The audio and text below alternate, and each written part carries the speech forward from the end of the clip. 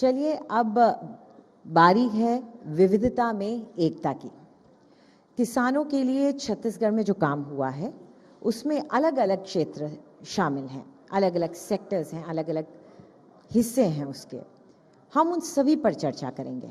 छत्तीसगढ़ को धान के लिए तो जाना जाता है, ये तो हमने आते हुए ही बात की और सब जानते हैं कि धान का कटोरा है छत्तीसगढ़। लेकिन धान के अलावा भी बहुत कुछ है, जैसे हॉर्टिकल्चर या फॉरेस्ट्री। हम सभी जानते हैं कि हमारे देश में तीसरे नंबर पर छत्तीसगढ़ आता है अगर हम फॉरेस्ट कवर की बात करें। तो इन सब बातों के लिए भी ये राज्य हमेशा चर्चा में बना रहता है।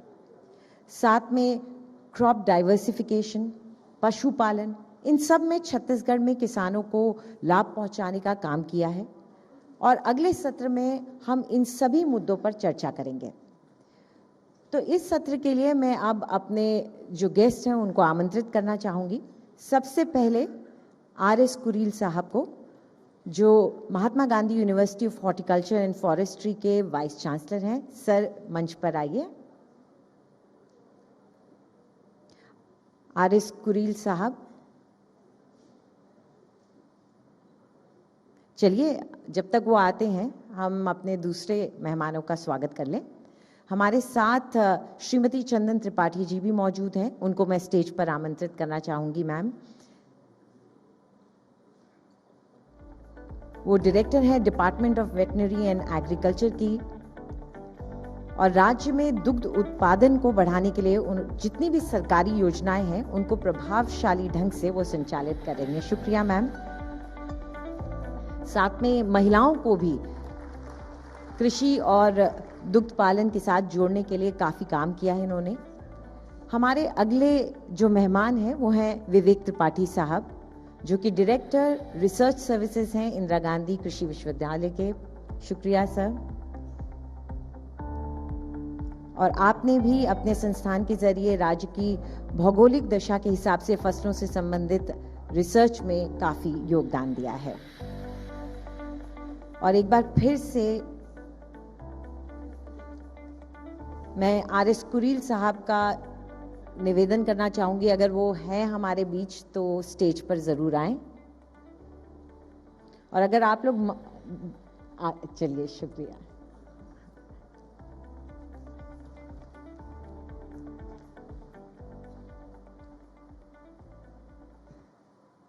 नमस्कार, मैं अंजलि इस्टवाल। बहुत बहुत शुक्रिया आप सबका हमारे साथ जुड़ने के लिए। और किसान तक समिट के जरिए हम, जैसे कि आपको पहले भी बता रहे थे, कि एक एक किसान तक पहुंचने की कोशिश कर रहे हैं। और हर किसान वो नहीं होता जो धान या गेहूं की खेती करता हो। बहुत से किसान होते हैं जो दूसरे उत्पादों को पैदा करते हैं।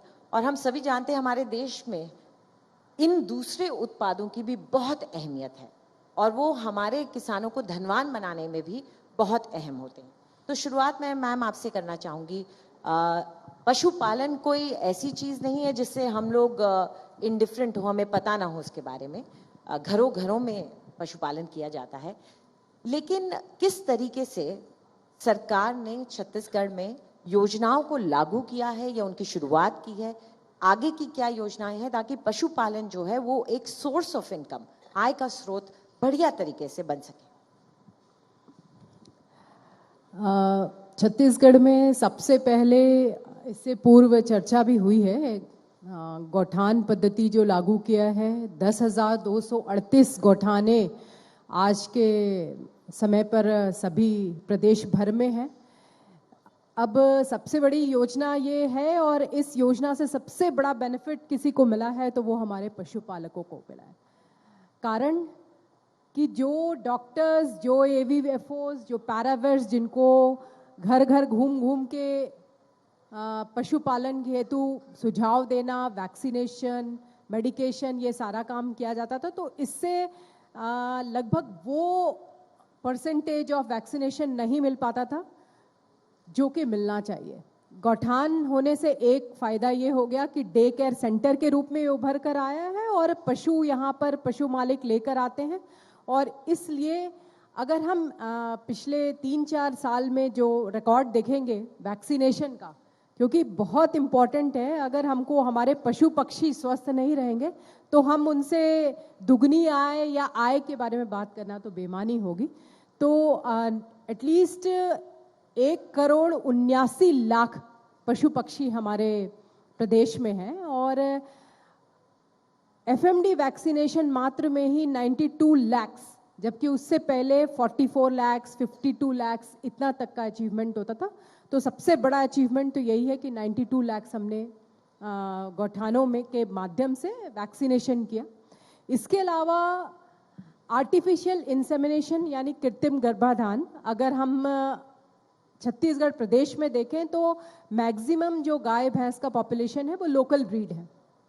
उस लोकल ब्रीड को इम्प्रूव करने की बहुत ज़्यादा आवश्यकता है। 1 से 1.5 लीटर दूध को हमको बढ़ाने की ज़रूरत है कि कम से कम वो 6 से 7 लीटर दूध दे, ताकि पशुपालन एक ऐसी गतिविधि है जिससे कि डिस्ट्रेस टाइम पर एक फार्मर को सपोर्ट मिलता है।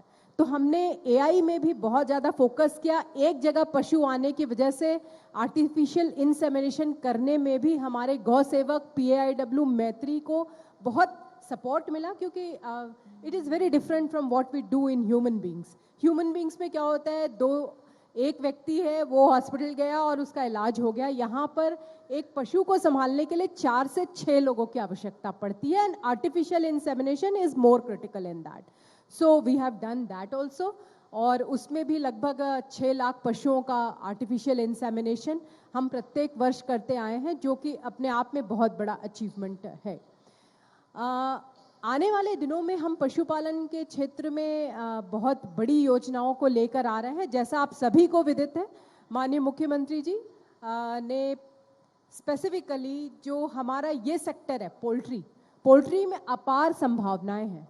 रीपा और गौठान के माध्यम से हम ज़रूर समूह को एक जगह एकत्रित किए हैं और वो पशुपालन भी कर रहे हैं, मुर्गी पालन भी कर रहे हैं, अंडे का भी उत्पादन कर रहे हैं, लेकिन इसको एक उद्यम के रूप में और आने वाले दिनों में हम इसको कमर्शियल लेवल पर कैसे लेकर जाएं, उसको लेकर गंभीर चिंता व्यक्त की गई। और अभी जस्ट ये घोषणा हुई है कि हम पोल्ट्री के सेक्टर में लोन स्वीकृत करेंगे, जो कि कैपिटल लोन्स होंगे।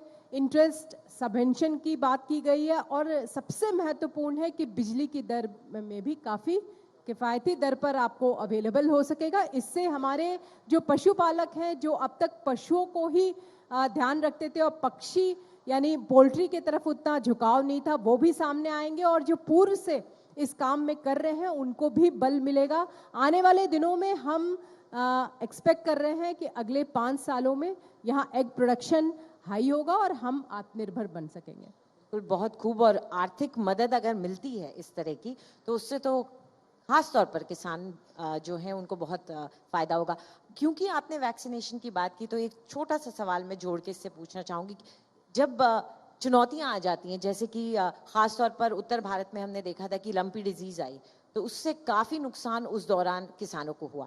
तो इस तरह की स्थितियों से निपटने के लिए, किसानों की मदद के लिए क्या कोई सोच है अभी? बहुत ही अच्छा और बहुत ही अहम प्रश्न है। यहाँ मेरे सारे पशुपालक भाई बहन भी बैठे हुए हैं, और आपके माध्यम से हम लोग की बातें जाएंगी नीचे तक, मैं यह मानती हूँ।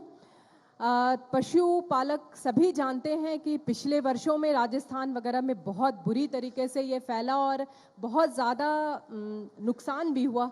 जो भी एनिमल्स इन्फेक्ट होते हैं वो आगे भी उनकी प्रोडक्टिविटी जो है वो रिड्यूस हो जाती है। मतलब वो बुरी तरीके से कृषक जो पूरी तरीके से इसके चपेट में आते हैं, पूरा डेयरी समाप्त हो जाता है। इस चीज़ को ध्यान में रखते हुए सबसे पहले हम लोगों ने उन ज़िलों का आइडेंटिफिकेशन किया जो सीमावर्ती राज्यों से लगे हुए थे। उन ज़िलों को आइडेंटिफाई करके वहाँ पर एटलीस्ट 83 चेक पोस्ट बनाए गए, और उन 83 चेक पोस्ट पे हम लोगों ने टीम लगाया कि भाई ये टीम रहेगी और ये पेरिफेरी से लेकर अंदर की ओर 5 किलोमीटर भीतर की ओर वैक्सीनेशन करते हुए चलेगी, क्योंकि कहीं ना कहीं vaccine availability was a huge challenge. Whole of Gujarat, whole of Himachal, every state on the northern states were suffering of LSD. So that was a huge challenge. तो हमारे लिए उसको कंट्रोल करना बहुत आवश्यक था। माननीय मुख्यमंत्री जी और समस्त वरिष्ठ अधिकारियों के निर्देश पर हम लोगों ने ये कार्रवाई की और जितने भी व्यापारी यहाँ आते थे, पशु व्यापारी जो दूसरे राज्यों से पशुओं का व्यापार करते हैं, यहाँ पर उनकी खरीद बिक्री के लिए मेला, बाजार, मड़ई वगैरह लगता है, उसको हम लोगों ने प्रतिबंधित किया। और प्रथम चरण में हम लोगों ने बिल्कुल वॉर फुटिंग मोड पर 65 लाख पशुओं का हम लोगों ने वैक्सीनेशन किया और डीटिकिंग जिसको कहते हैं, वो वेक्टर ट्रांसफरेबल डिजीज है, तो वेक्टर को कंट्रोल करना बहुत ज़रूरी है। तो गांव-गांव में सरपंच और सचिव के माध्यम से हमने इसका प्रचार प्रसार कराया और डीटिकिंग को बहुत अच्छे से कंट्रोल किया। इसलिए शायद एलएसडी पर हमारे यहाँ कोई ऐसी भीषण स्थिति निर्मित नहीं हुई, लेकिन अभी भी स्थिति टली नहीं है। इस वर्ष भी हम उसी कार्य योजना के तहत काम कर रहे हैं। व्यापार एक भाग है पूरे इकोनॉमी का, तो पशु व्यापार को हमने खोल दिया है, किंतु ये आवश्यक कर दिया है कि आप जब भी कोई एनिमल लेकर जाएंगे यहाँ से या बाहर से आएंगे तो आप नेसेसरी सर्टिफिकेट लेकर जाएंगे। इस तरीके से हमने एलएसडी को कंट्रोल किया था और आप सबकी मदद से आगे भी करेंगे। बहुत ज़रूरी भी है क्योंकि पशुधन से ही आर्थिक सुरक्षा भी जुड़ी होती है किसान की, तो वो आपने इतने कदम उठाए, इसके लिए बहुत खूब। कुरील साहब, आपसे ये जानना चाहेंगे कि किसानी के बारे में जैसे मैं कह ही रही थी, धान है, गेहूं है, सबको पता रहता है, लेकिन हॉर्टिकल्चर की अहमियत अक्सर होता है कि लोगों को उतनी ज़्यादा पता नहीं होती है। फॉरेस्ट्री 44% के करीब जो स्टेट का क्षेत्रफल है वो फॉरेस्ट का है। कैसे इसको मोनेटाइज किया जाता है, कैसे किसानों को इसका फायदा मिल सके, जो कि आप ही के राज्य की संपदा है, उसका फायदा किसानों को मिल सके, कैसे किया जाता है? किसान भाइयों को जोहार। हॉर्टिकल्चर के क्षेत्र में बहुत ही इस स्टेट में तो इतनी ज़्यादा अपार संभावनाएं हैं, बट यहाँ पे धान का एक बहुत, धान का कटोरा बोला जाता है और धान में एमएसपी काफ़ी अच्छी है, पूरे देश में सबसे ज़्यादा अच्छी एमएसपी इस राज्य में है, तो किसान उधर की तरफ ज़्यादा ध्यान देते हैं। लेकिन पिछले 10 साल में हॉर्टिकल्चर का एरिया डबल से भी ज़्यादा हो गया है और बागानी क्षेत्रों में, उद्यानिकी के क्षेत्रों में, फल फूल सब्जी के क्षेत्रों में बहुत पोटेंशियल है। इसको एक्सप्लोर करने के लिए हम लोगों ने बहुत सारी योजनाएं, परियोजनाएं, भारत सरकार की, राज्य सरकार की, अनुसंधान की योजनाएं लागू की हुई हैं। 3 लाख हेक्टेयर के आसपास एरिया था, जो आज बढ़कर के 11,40,000 हेक्टेयर हो गया हॉर्टिकल्चर में। तो ये एक बड़ा अचीवमेंट है प्रदेश में। वेजिटेबल्स के क्षेत्र में यहाँ पर प्रोडक्शन बहुत है। हम लोग कोशिश ये कर रहे हैं कि उसकी प्रोसेसिंग का कोई पुख्ता इंतजाम हो जाए। जैसे कभी टमाटर 2 रुपये किलो बिकता है, फिर 200 रुपये किलो बिकने लगता है 2-4 महीने में ही। तो इस पर हम लोग इसको कैसे मिटिगेट करें, इस पर एक विशेष अभियान, विशेष प्रयास किया जा रहा है कि पूरे साल ऐसा प्राइस का फ्लक्चुएशन ना होने पाए। तो इस पर एक हम लोगों ने काफ़ी जो एरियाज आइडेंटिफाई किए हैं, जहाँ पे टोमेटो का जो फोकस्ड है, हब एरियाज हैं, वहाँ पे हम उनके प्रोसेसिंग सेंटर्स डेवलप करें। किसानों को ये पेरिसेबल आइटम्स है, वेजिटेबल्स, हॉर्टिकल्चर, फ्लोरिकल्चर, तो वो ड्यूरेबिलिटी, उसकी स्टोरेबिलिटी कैसे बढ़ाई जा सके, उस पर भी हम लोग प्रयास कर रहे हैं। अलग अलग एरियाज में अलग अलग हब क्रिएट कर रहे हैं। प्रदेश में इनकी पोटेंशियलिटी को देखते हुए ऐसे प्लांटेशन किए जा रहे हैं, 5 गांव 10 गांव को मिला के। उन 10 गांव में केवल जैक फ्रूट, कटहल ही लगा देंगे पूरे 10 गांव में, तो वहाँ पर कटहल का एक हब क्रिएट हो जाएगा, जैसे मैंगो मलियाबाद बोलते हैं। तो ऐसे हम लोगों ने कुछ फल और कुछ सब्जियां आइडेंटिफाई की हैं और उनके हब्स क्रिएट किए हैं। वहीं पर उस पर हम फोकस करेंगे, जिससे मार्केटिंग अच्छी होगी और किसानों को उसका इनकम भी मिलेगा। उद्यानिकी के क्षेत्र में तो पहले से यहाँ काफ़ी अच्छी जागरूकता है और किसान कर भी रहे हैं। वानिकी में प्रदेश में बहुत अच्छा प्रयास किया है। तकरीबन 67 ऐसे फॉरेस्ट प्रोड्यूस हैं, नॉन टिम्बर फॉरेस्ट प्रोड्यूस, जिनका सरकार ने 2023-24 में मिनिमम सपोर्ट प्राइस डिक्लेयर किया है। तो ऐसी करीब 30 से 35% पॉपुलेशन है जो जंगल में या वन उपज है या फॉरेस्ट ड्वेलर्स हैं या वन फॉरेस्ट के ऊपर डिपेंडेंट हैं।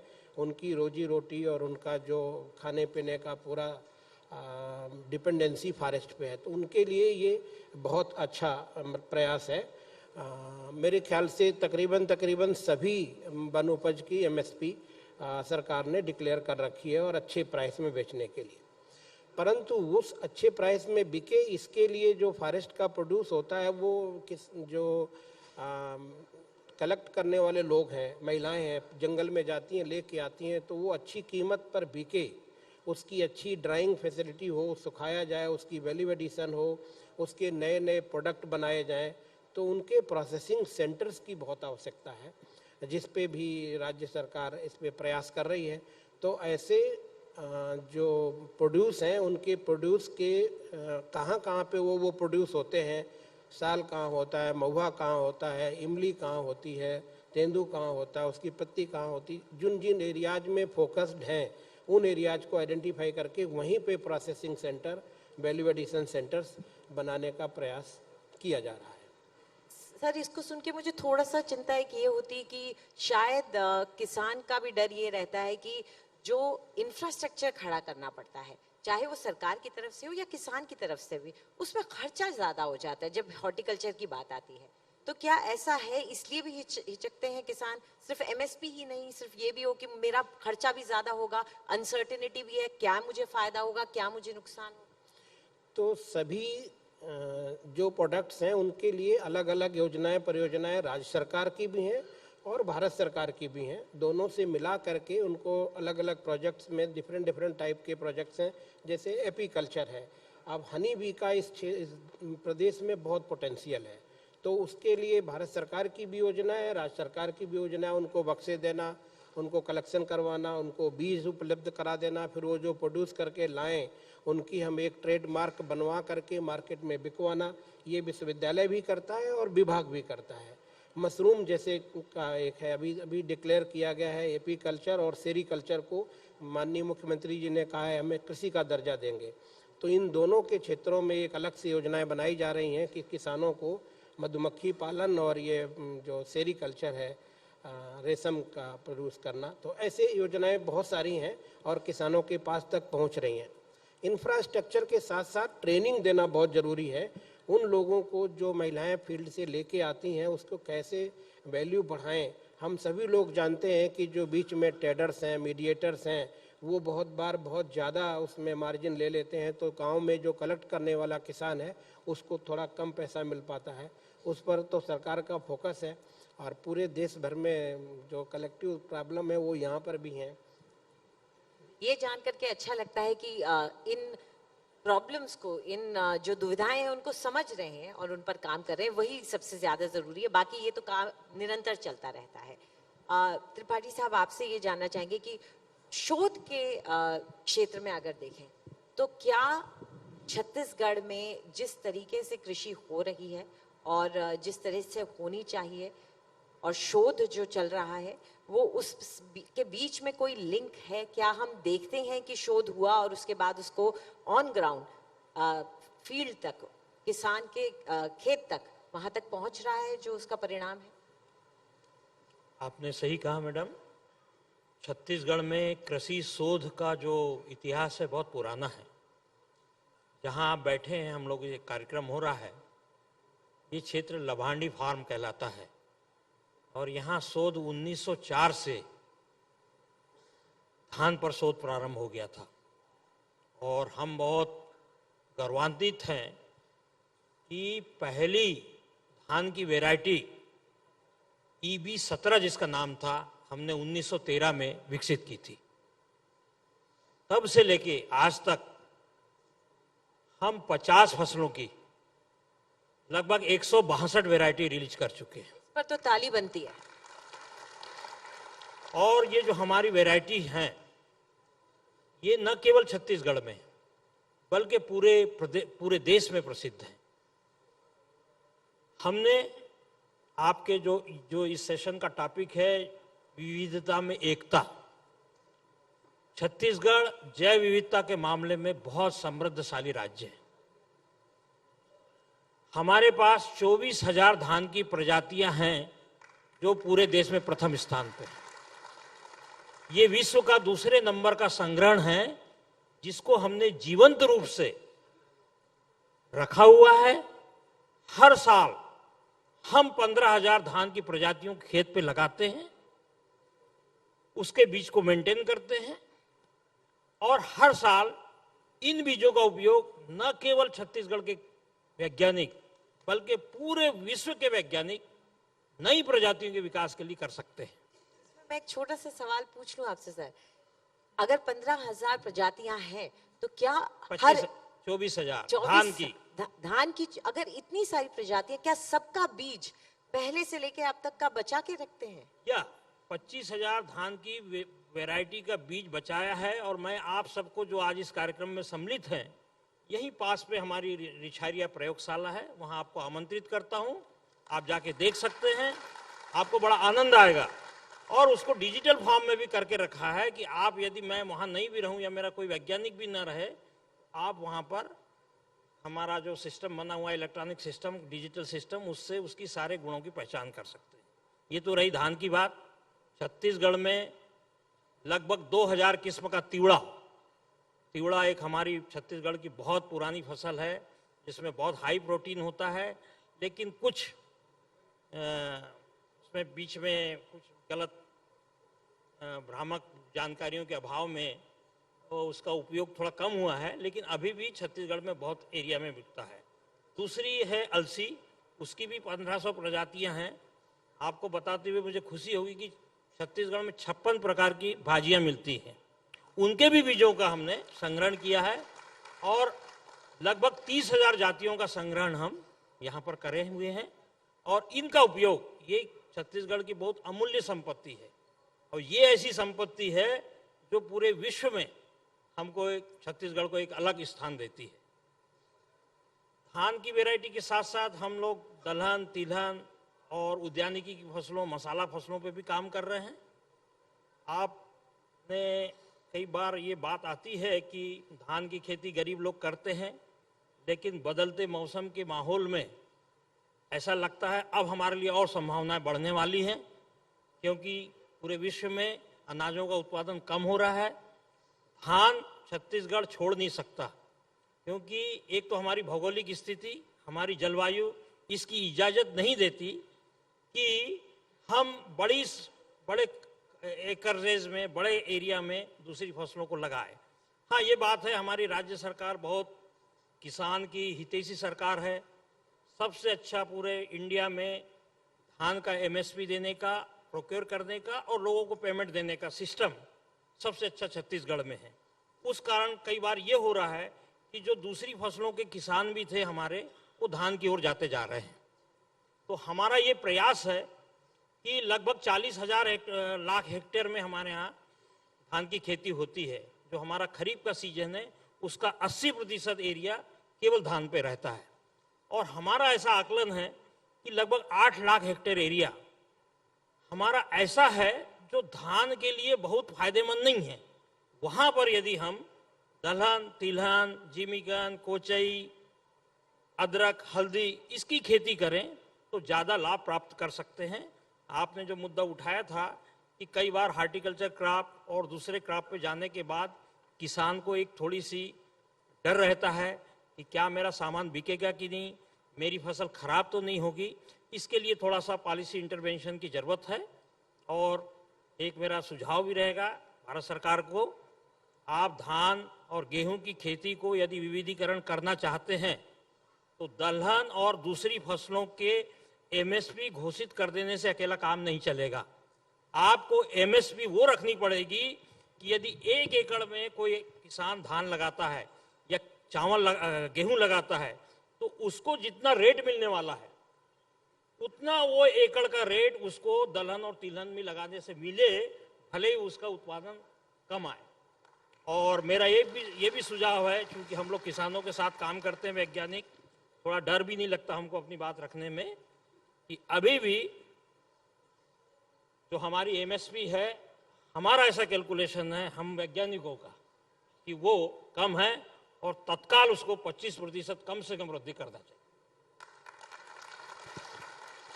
एमएसपी बढ़ाने के मुद्दे पे तो खैर तालियों का बजना लाजमी था, लेकिन सरकार की भी अपनी कुछ कभी कभार मजबूरियां होती हैं। उन सब चीज़ों को अगर एक तरफ दरकिनार करते हैं, तो मैं आपके पास एक बार फिर से आती हूँ चंदन जी, क्योंकि जो वैरायटी की बात कही, अनाज की वैरायटी हम सब समझते हैं और देखते हैं, और उसका सीड बचा के रखा जा सकता है, और ये सीड जो है दुनिया भर में बचा के रखते हैं। लेकिन कई बार हमें ये सुनने को मिलता है कि पशुपालन में जो प्रजातियां होती हैं, जो हमारे देसी प्रजातियां होती हैं, वो गायब हो जाती हैं। तो क्या इस तरह की कोशिशें पशुपालन में भी की जाती हैं? बहुत ही अच्छा प्रश्न है।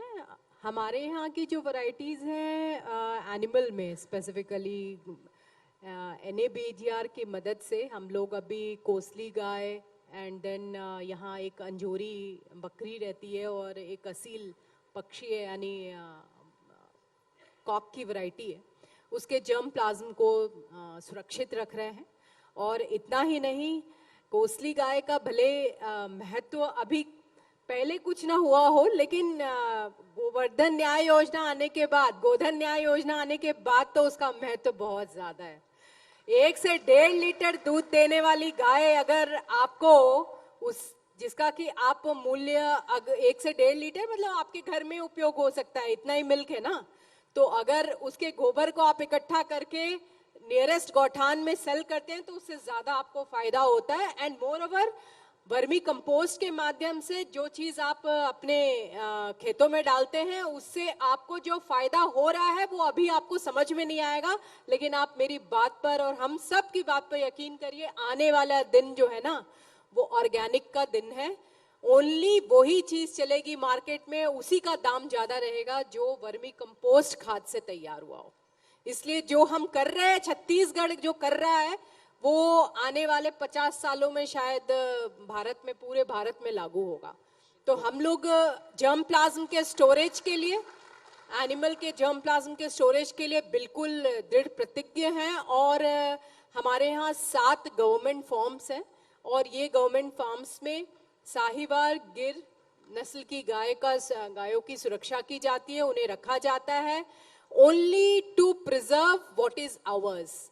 Biodiversity and development, they are 2 opposite things. दोनों को, बायोडाइवर्सिटी को मेंटेन करना, जैव विविधता का संरक्षण देना और विकास करना 2 अलग मुद्दे हैं। किंतु अब वो समय आ चुका है कि हम उस इंटरफेस को डेवलप करें जहां पर जैव विविधता का भी संरक्षण हो और विकास भी हो। पशुपालन के माध्यम से हम आगे भी बढ़े, और हमारा जो मूल है, जो हमारा है, जो हमें हमारे पूर्वजों से मिला है, जो कई कई कई मिलियन ऑफ इयर्स के साथ हमारे साथ था, उसको हम सुरक्षित भी रखें, क्योंकि वही हमारी वाइल्ड वैरायटीज हैं, वही हमारी वाइल्ड स्पीशीज हैं। और कहीं ना कहीं ऐसा भी दिन आएगा जब हम भाग के कहेंगे कि वो ही चाहिए जो हमारा पुराना था। क्योंकि जैसे हम A2 घी की तरफ वापस जा रहे हैं ना, A2 घी की तरफ वापस जा रहे हैं, हम कह रहे हैं वही घी चाहिए जो देसी। कोई कह रहा है 900 रुपए किलो में तो मिल रहा है दिल्ली में, कोई कह रहा है 1000, कोई कह रहा है 1400। मैडम, आप बिलीव नहीं करोगे कि हमारे यहाँ का जो कड़कनाथ मुर्गी है, वो मुझे किसी ने कॉल कर बोला कि गुड़गांव में उसकी कीमत 1700 रुपए किलो है, 1700 रुपए किलो। मैडम, मैंने कड़कनाथ के अंडे खरीदे थे एक बार, और ये कम से कम मैं 10 साल पहले की बात बता रही हूँ। 4 अंडे मिले थे मुझे 60 रुपए के, दिल्ली में, कड़कनाथ के नाम से। More rates you'll get in more rates now, इतना एक्सपेंसिव हो गया है। तो हमारा जो मेन है, मुख्य चीज है, कहने का मतलब यही, इसको हमको बचा के रखना है, नष्ट नहीं होने देना है। और ये बात मैम ने बिल्कुल सही कही, और आप लोगों के ही हाथ में है। अगर आप जैविक खेती की तरफ जाते हैं तो आप सिर्फ अपने भविष्य को नहीं सुधार रहे हैं, आप पूरे देश के भविष्य को सुधारें, उनकी सेहत को सुधारें, जो बच्चे, जो आने वाली नस्लें हैं उनकी सेहत को सुधार रहे हैं। ये बहुत अहम बात आपने कही है। यहाँ पर मैं आखिर में सर फॉरेस्ट्री के बारे में एक चीज, क्योंकि मैं जब रिसर्च कर रही थी तो मुझे ये पता चला कि एक योजना ऐसी भी है जिसमें कार्बन क्रेडिट्स के जरिए भी या प्लानिंग है कि अब वृक्ष लगाए जाएं जो खाली पड़ी है जमीन किसानों की, और उसके जरिए भी पर एकड़ के हिसाब से वो कमाई कर सकें। तो ऐसे कैसे हो सकता है कि खाली पड़ी जमीन पे भी वृक्ष लगा करके कमाई हो जाए? ये तो बहुत अच्छी बात है और अच्छा प्रश्न है, लोगों को जानना भी चाहिए। ग्लोबल सिस्टम में हम कितना ऑक्सीजन रिलीज करते हैं और कितना कार्बन डाइऑक्साइड रिलीज करते हैं, इस पर एक कार्बन क्रेडिट सिस्टम है। अपने कंट्री में जैसे कहा जाता है कि एनिमल्स की संख्या ज़्यादा हो गई है और जो गोबर होता है या जो वो जुगाली करते हैं, चिविंग करते हैं, उसमें मीथेन गैस रिलीज होती है। तो जिसकी वजह से अपने कंट्री का थोड़ा जो अनप्रोडक्टिव एनिमल्स हैं उनकी वजह से कार्बन क्रेडिट में थोड़ा प्रॉब्लम आ रहा है। प्लांटेशन करने से एक असेसमेंट निकाला जाता है। यहाँ पर बहुत अच्छी स्कीम है ऑक्सीजोन, ये छत्तीसगढ़ सरकार ने किया है और ऑक्सीजोन एरियाज बना दिए हैं 50 एकड़ के, 100 एकड़ के, 200 एकड़ के, और वहाँ ऐसे प्लांट्स का प्लांटेशन किया गया है जो 24 आवर ऑक्सीजन रिलीज करते हैं। प्लांट्स का कैरेक्टर जनरली दिन में ही ऑक्सीजन रिलीज करना होता है, शाम को नहीं, रात में नहीं करते, लेकिन कुछ प्लांट्स ऐसे भी हैं जो 24 आवर ऑक्सीजन रिलीज करते हैं। ऐसे ऑक्सीजोन बनाए गए हैं। दूसरा जो मैडम ने बताया कि हमारे यहाँ छत्तीसगढ़ में जो एक स्कीम है नरवा, घुरवा, गोरुआ, बारी, ये जो एक कॉन्सेप्ट है, नरवा मीन्स इरिगेशन चैनल, गोरुआ जान एनिमल्स रेयरिंग, और घुरवा कंपोस्टिंग, और बारी मीन्स वेजिटेबल ग्रोइंग फैमिली में। तो इसकी वजह से हमारा हॉर्टिकल्चर का एरिया बहुत तेज़ी से बढ़ रहा है, क्योंकि पूरा का पूरा हर गांव में, हर घर में कंपोस्टिंग की जा रही है, ऑर्गेनिक मैन्योर प्रोडक्शन किया जा रहा है, गोठान में किया जा रहा है, रीपा में किया जा रहा है, किसान अपने खुद के भी कर ले रहे हैं। तो इस प्रदेश में तो ऑर्गेनिक का थोड़े दिनों में मुझे लगता है अगर ऐसा ही चलती रही ये योजनाएं तो ऑर्गेनिक प्रोडक्शन इस प्रदेश में सबसे ज़्यादा होगा। और ये जो प्लांटेशन है, जैसे आपने पहले ही देखा 44% से ज़्यादा हमारे यहाँ फॉरेस्ट्री कवर है। तो अब ये नई एक योजना है जिसमें हम कार्बन क्रेडिट सिस्टम में कितना ज़्यादा ग्लोबल बेनिफिट ले सकते हैं। ये ऐसा ही स्कीम है जैसे ही आपका गूगल से आपको पैसे कमाने का धंधा है कि कितनी बार गूगल आपका हिट किया जाता है, गूगल कंपनी उसको देती है, कुछ फंड्स रिफंड करती है। तो ऐसा ही एक ग्लोबल एजेंसी है जो कार्बन क्रेडिट सिस्टम से किसानों को इसका फ़ायदा मिलेगा। या दूसरी इसकी स्कीम है जो सोलर एनर्जी सिस्टम है, छत पे लगा देते हैं तो जितना कंज्यूम किया उतना कंज्यूम किया, जो बच गया वो आपका क्रेडिट में चला जाता है, उसका उनको पैसा मिलता है। तो इस देश को या प्रदेश को भी इस पे बहुत फोकस करना चाहिए और ग्लोबली ये बड़ा इम्पॉर्टेंट एस्पेक्ट है।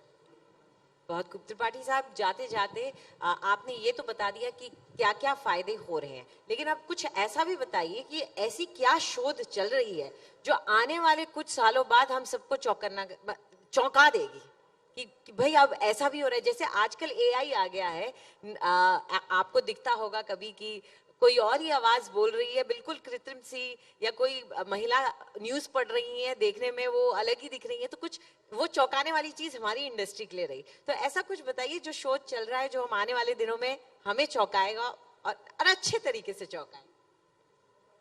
आपने बहुत अच्छा मुद्दा उठाया मैडम। अभी डिजिटल एग्रीकल्चर का समय शुरू हो गया है और हम इसमें बहुत आगे हैं। हमने क्रॉप डॉक्टर 2 नाम से एक मोबाइल ऐप अभी डेवलप किया है। पिछले सप्ताह ही इंदौर में भारत सरकार ने उसके एप्लीकेशन कृषकों द्वारा उसका व्यापक स्तर पे उपयोग किया जा रहा है, उसलिए हमको गोल्ड मेडल दिया है। भारत सरकार के जो personal and public grievance addresser minister साहब हैं जितेंद्र सिंह जी ने, उन्होंने हमको ये पुरस्कार दिया है। उस क्रॉप डॉक्टर का उपयोग अभी छत्तीसगढ़ के 6 लाख किसान सफलतापूर्वक कर रहे हैं।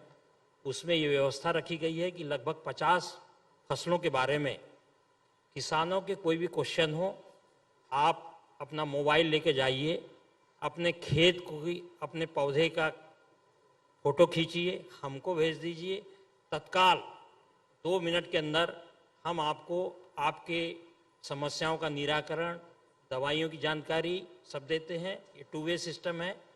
उसके बाद इसी प्रकार कोई कीड़ा लगता है, आप फोटो खींच के हमको भेजिए, तत्काल हम आपको बता देते हैं इसके रोकथाम के लिए आपको क्या उपाय करना है।